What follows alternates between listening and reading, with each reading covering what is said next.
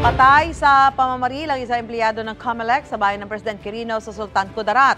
Nahulikam naman ang pagnanakaw ng cellphone sa isang palengke sa Lawag, Ilocos Norte. Narito ang unang balita.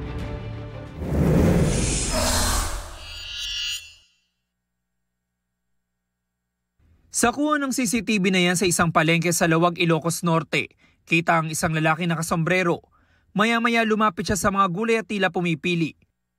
Yun pala, hindi lang gulay ang pakay niya. Pasimple niyang kinuha ang cellphone na nakalagay roon.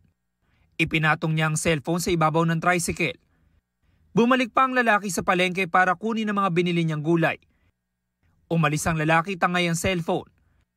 Ayon sa mga taga-palengke, tukoy na ang sidecar number ng tricycle at inireport na ang insidente sa pulisya.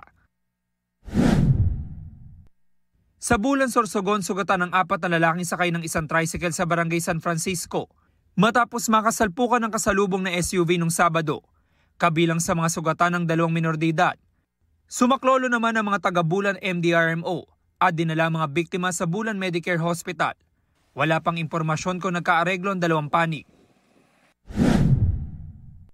Patay sa pamamaril ang isang empleyado ng COMELEC Isulan sa President Quirino, Sultan Kudarat. Sa paunang imbestigasyon, sakay na motorsiklo ang empleyadong si John Nico Alan Dionaldo nang sundan ng motorsiklo rin na may 2 sakay. Pagdating sa barangay Poblasyon, doon pinagbabaril ang empleyado. Isinugod sa ospital ang biktima pero dineklarang dead on arrival.